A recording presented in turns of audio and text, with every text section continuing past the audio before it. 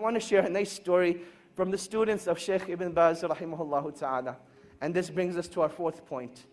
That fourth point is, it's not about how you live your life in this world. It's not about how you live your life in this world, but it's all about how you will be raised in front of Allah subhanahu wa ta'ala. It is all about how you will be raised. And this alludes us to the point that whatever you die upon is what you shall be raised upon. So let your last deed be your best one. And the story goes as follows. There was a brother who came overseas. And he came to seek a bachelor's degree in any field. And the natural climate was that this was the first time he got freedom from his family. In his society, people are very religious, very practicing. He couldn't have the fun that he wanted to have. So he comes to a place like England. He's in a free mixing university. In a society where no girl looks at you. In fact, there are no girls in your class. Now all of a sudden they're sitting next to you. And you can actually find an excuse to talk to them. Hey, can I borrow a pen? Hey, can I borrow some paper? And conversation becomes very easy. And now that you have a foreign accent, oh my God, you're a fitna for them. And this was the reality that he went through. That he came from a foreign land, and this attraction hit him right away. The initial stages were that he'd just go out for lunch, he'd just go out for meetings, and that is how life continued. He never actually committed zina. One day though, he went to a party, and he committed zina. Out of, pure emotion, he committed zina. And when he was done, he just lay there thinking, I have just ruined myself. And he didn't know what to do. He didn't know where to go. He didn't have any close friends that could guide him. He knew that the only place that this guidance that he had known was back in his hometown. He booked a ticket back to Saudi Arabia where he was from. And on his way, he had a stopover in the country of Qatar. While he's in Qatar, he goes to the musalla and he's just crying. And you'll see that this is one of the most awkward situations that you'll have. You can think about when you're with people and there's this awkward silence, and it's really weird. What do you do in that situation? What becomes even more awkward is when you see a grown man crying like a baby. He's crying like a baby. What do you do in that situation? One of the students of Shaykh Ibn Baz rahimahullah, he saw this man. And he goes up to this man and says, oh man, why are you crying? What's wrong? And he explains to him the situation, that I committed zina and I've destroyed myself. And the only way I can get rid of this pain is if I go back and have the hudud implemented on me. This is the only way I will be purified. The student calms the man down and he says, look, don't do anything rash. Let's go back to Riyadh together and we'll deal with the situation. They head back to Riyadh and the man is still crying throughout the whole journey. He feels really bad for what he has done. The student says, look, we've arrived in Riyadh, go spend the night at home, I will call you in the morning. Just make sure you don't do anything. Don't do anything, just wait till I call you. The next morning, the student calls Shaykh bin Baz, and he asks Shaykh bin Baz, rahimahullah, ya Shaykh, this is what happened. I met this man, he committed zina, and he feels that the only way he can be purified is if he has the hudud implemented on him. Shaykh bin Baz says, tell this man not to turn himself in, but rather, the sin has been hidden from the people, continue to hide it. Rather, seek forgiveness from Allah subhanahu wa ta'ala and turn yourself to the Quran. Let Allah subhanahu wa ta'ala be your guide. So this is what the Shaykh says to the student. The student calls this man up. Let's give him a name now. His name was Ahmad. He tells Ahmad, look, the Shaykh says, don't turn yourself in. Death is the easy way out. This pain and suffering will not be taken away from that act.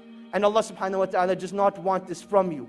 But rather Allah subhanahu wa ta'ala wants you to rectify your ways, turn back to Allah subhanahu wa ta'ala, and that is when that pain and suffering will be taken away. That is what Ahmad decides to do. A couple of days go by, he starts reading the Quran, he starts praying in the masjid, and he says that I've never missed a single salah in the masjid since that event took place. This continues for about 2 weeks. Now this student, he disappeared from the life of Ahmad. There was no contact between him. And then one day, he notices that he has a missed call from Ahmad. He says, later on, I'll give him a call. Another couple of days go by, and Ahmad's house is calling now. His home number is showing up on the Shaykh's phone 5-6 times. The student calls the house back and he says, "Assalamu alaikum, how are you guys doing? What's going on?" And they say, "We need to speak to you. Ahmed needs your help." And he says, "Definitely, I'll come over and see you tonight after Isha." He prays Isha, heads over to the house. And he sees that something just isn't right. That you can walk into a place, no one will say anything, but you can see it from their faces. You can see it from their sights, that something just isn't right. He goes to the father and he says, "Assalamu alaikum." He says, "Wa alaikum assalam." He says, "I don't even know what to say to you, but I want to thank you from the bottom of my heart. Because I know if it hadn't been for you, this wouldn't have happened." And the student's thinking, what did I do? So he says, "Well, what happened? What are you talking about?" And he says, "Let me show you." He says, "Ahmed went and prayed Salatul Isha tonight. And he came back and he came to pray his sunnahs. And he was in his room for a really, really long time. And we went to seek him out. We didn't know what had happened to him. But I want to show you." He took the student to Ahmed's room. And there Ahmed was in sajda. And Allah subhanahu wa ta'ala took his life away at that time. And that is how he passed away. This is the story of an individual, not who was righteous, but this man committed zina, one of the biggest sins in Islam. And this is how Allah subhanahu wa ta'ala took his life away. And inshallah, when he's resurrected, that's the deed he's going to be resurrected on, making sajda to Allah subhanahu wa ta'ala. And that is why when it comes to pain and suffering only becomes negative if it creates a barrier between you and Allah subhanahu wa ta'ala. But it becomes positive. Pain becomes positive, a motivation for you when it brings you back to Allah subhanahu wa ta'ala. And this is what every individual who's going through pain and suffering needs to realize.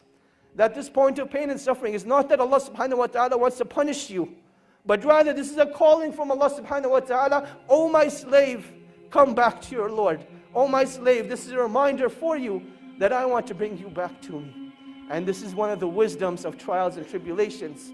That while we call each other on the phone, while we text message each other, the calling of Allah subhanahu wa ta'ala comes through trials and tribulations. And you can react one of two ways.